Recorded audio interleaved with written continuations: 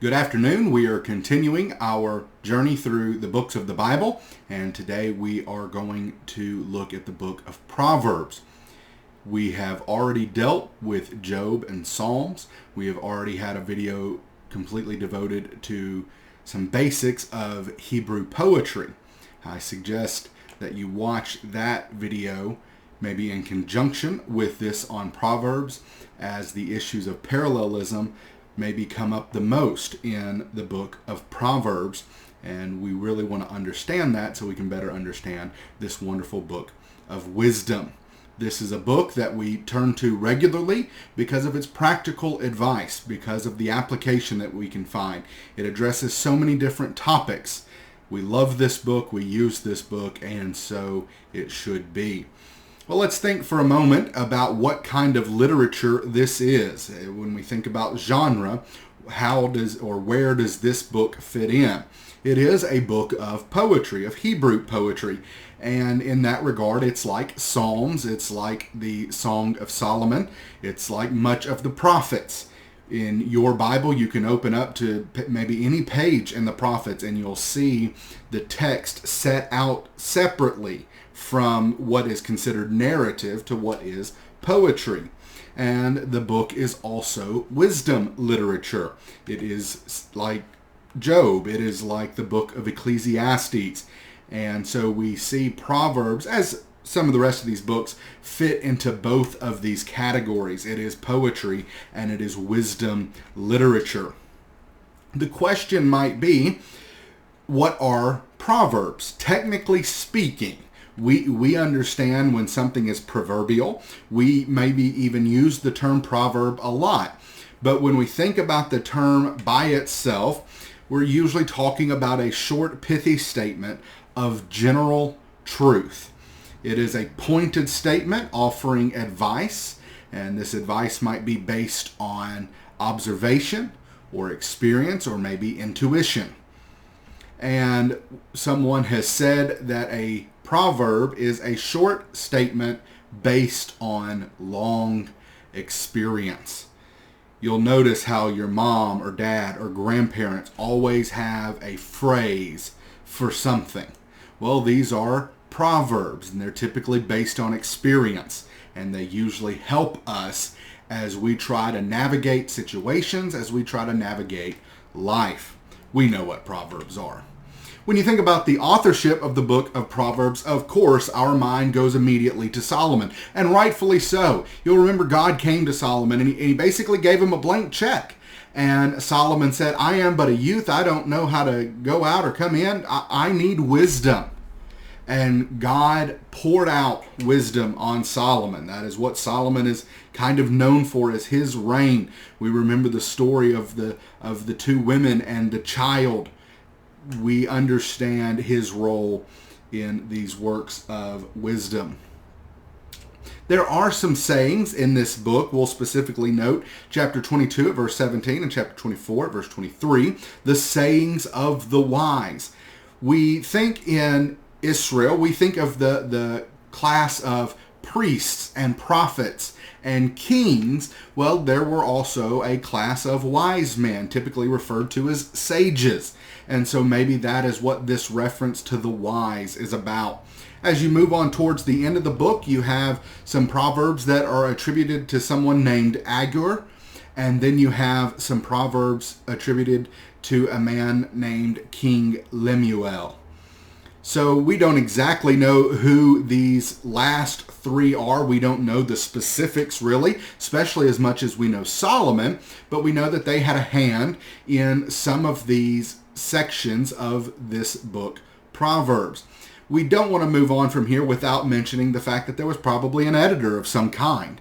The collections go together, and so we put the first 9 chapters, which are different. We'll talk about that in just a moment.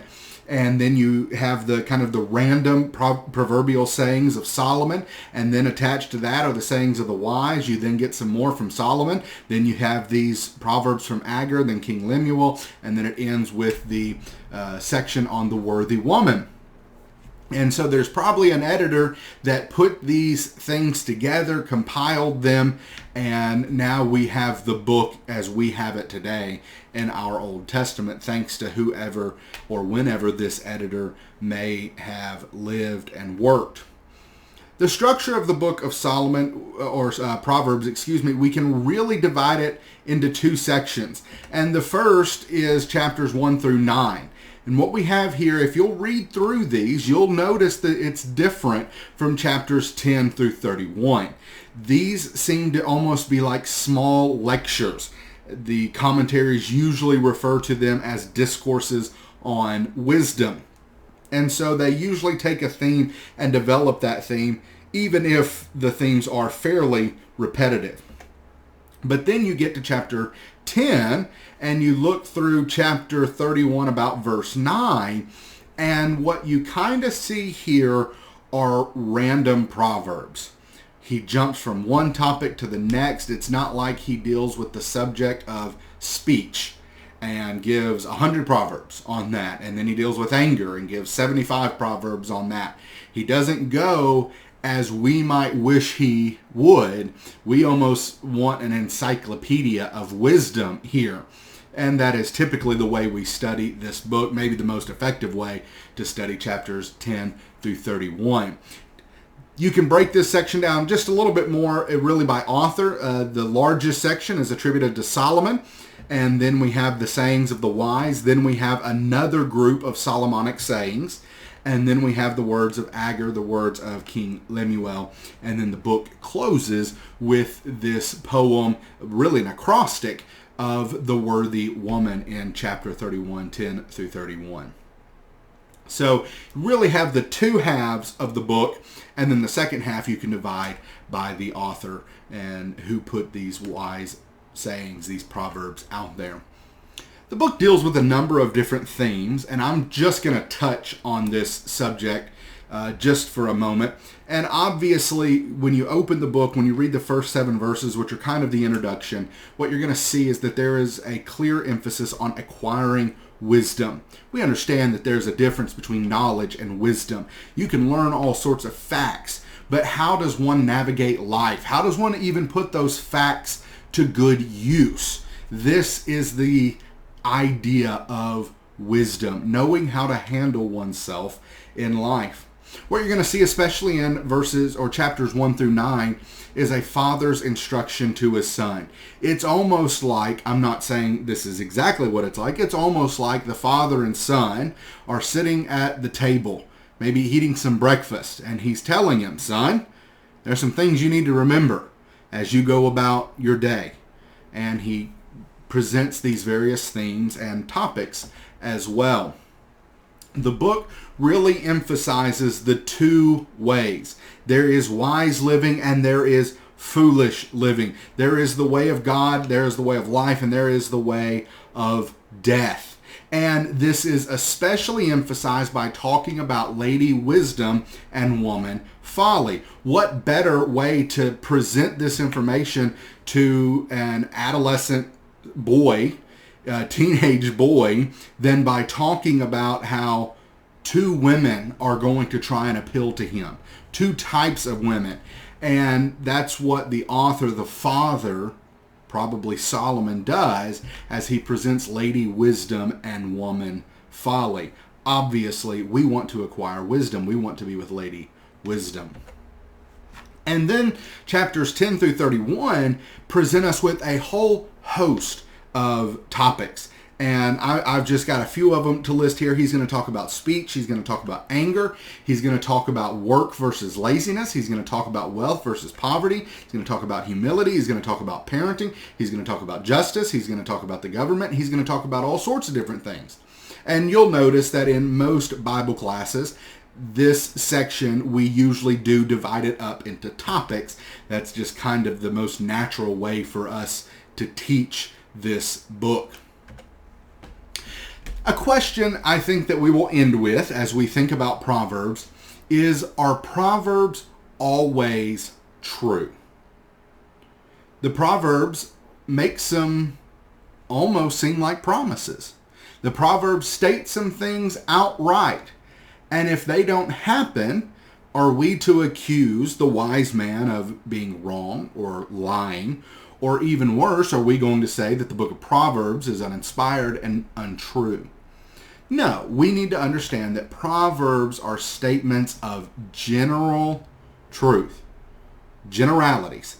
Not every situation is always going to follow the rules. We even have phrases about this. The exception that proves the rule. It usually happens like this, and it's so weird this one time that it didn't follow that pattern. Obviously, there is a rule that is typically followed. We understand that concept. And we see this even within the book of Proverbs. In Proverbs 26, let's read verse 4. Proverbs 26 at verse 4 says, "Answer not a fool according to his folly, lest you be like him yourself." I think this makes sense. A fool is speaking foolishly. Don't debate with him. Don't get into it with him. Don't worry about arguing with him and showing him that you're right. It's like arguing with a brick wall, and by the end of it, you'll feel foolish and might even look foolish. But the very next verse says, "Answer a fool according to his folly, lest he be wise in his own eyes." There might be a time that we need to point out the foolishness of someone. We need to show them that they are not behaving in a way that is becoming of the Lord, that is becoming of a Christian. We point that out to him. Hopefully it humbles him, and hopefully it will correct them and they will fix their behavior. And so what we see as we conclude this video is that there is a level of wisdom we actually have to have in order to use these proverbs. We have to know when these proverbs are applicable, when they are not. We have to know when there might be an exception to these things. We have to make sure that we are using the knowledge and the wisdom that God has given us, guidance from our Creator, using that to determine how we maneuver through life, how we handle various situations. Let me tell you how blessed we are that our Creator, the one who designed us, the one who put all of this into motion and now sustains it, He gave us an owner's manual and said, here is what you need to know about navigating life. How blessed we are to have that, and how foolish we would be to ignore it. This is a book we need to spend a lot of time in. This is a book we need to wrestle with regularly. I hope you'll do that. We'll see you next time.